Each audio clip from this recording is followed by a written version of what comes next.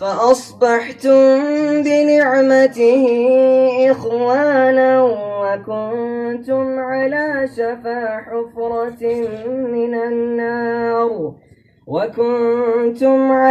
شفا حفرة من النار فأنقذكم منها كذلك يبين الله لكم آياته لعلكم تهتدون ولتكن منكم أمة يدعون إلى الخير ويأمرون بالمعروف وينهون عن المنكر وأولئك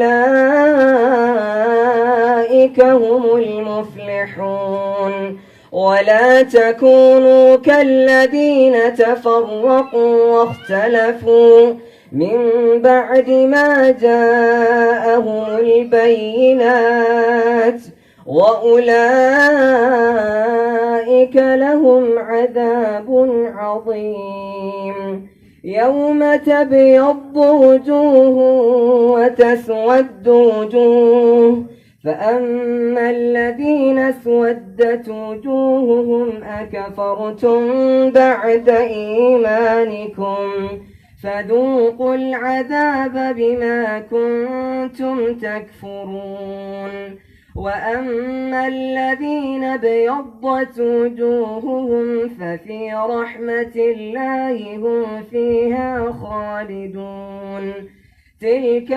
آيات الله نتلوها عليك بالحق وما الله يريد ظلما للعالمين ولله ما في السماوات وما في الأرض وإلى الله ترجع الأمور كنتم خير أمة أخرجت للناس تأمرون بالمعروف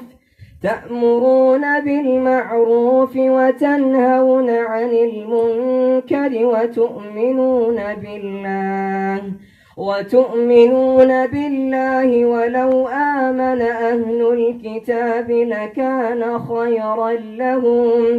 لكان خيرا لهم منهم المؤمنون وأكثرهم الفاسقون لن